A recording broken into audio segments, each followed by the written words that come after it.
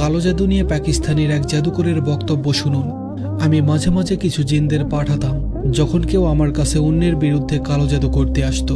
জিনদেরকে বিভিন্ন খারাপ কাজের জন্য পাঠানো হতো, যেমন কারো বাড়ির শান্তি অস্থিতিশীল করার জন্য, কারো অসুস্থতা সৃষ্টি করতে, অথবা কারো মস্তিষ্ক এবং মেজাজ খিটখিটে করার জন্য।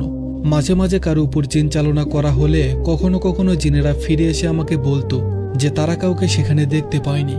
আবার কখনো কখনো তারা বলতো যে তারা শুধু তাদের কণ্ঠস্বর শুনতে পাচ্ছে, কিন্তু তবুও কাউকে দেখতে পাচ্ছে না। তখন আমি ইফরিতদের পাঠাতাম যাদের ক্ষমতা জিনদের মধ্যে সর্বোচ্চ, এবং তারাও একই অজুহাত দিয়ে ফিরে আসতো।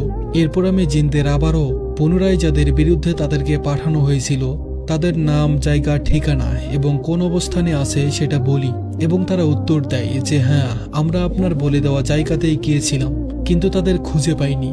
আমি তখন অনুধাবন করতে পেরেছিলাম যে ওইসব লোকদের সুরক্ষার স্তর, তাদের চারিপাশের সুরক্ষা বেষ্টনী বেশ মজবুত। আবার এমন কিছু লোক আছে যাদের আদৌ কোনো সুরক্ষা নেই। এদের কালো জাদু দিয়ে শিকার করা এবং ইচ্ছেমতো কালো জাদুতে আক্রান্ত করা আমার জন্য খুব সহজ।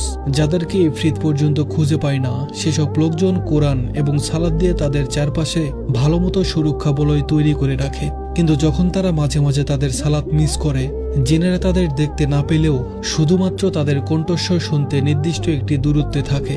যাদের প্রকৃত সুরক্ষা আছে, জিনরা তাদের দেখতে পায় না, যাই হোক না কেন। এবং তারপর আমি কোরআনের একটা আয়াত সম্পর্কে বুঝতে পারলাম। যখন তুমি কোরআন তেলাওয়াত করো তখন তোমার এবং যারা পরকালে বিশ্বাস করে তাদের মধ্যে একটি অদৃশ্য পর্দা স্থাপন করে দেয়, যার অর্থ আপনি মানুষের মন্দ ব্যাপার এবং দুষ্ট জিন উভয়ের বিরুদ্ধেই ঢাল সুরক্ষা বলয় পাবেন। যেখানে সূরাতুল বাকারা এবং আয়াতুল কুরসি নিয়মিত পাঠ করা হয়, সেখান থেকে শয়তান ও দুষ্ট জিন আতঙ্কিত হয়ে পালিয়ে যায়। ধন্যবাদ সবাইকে।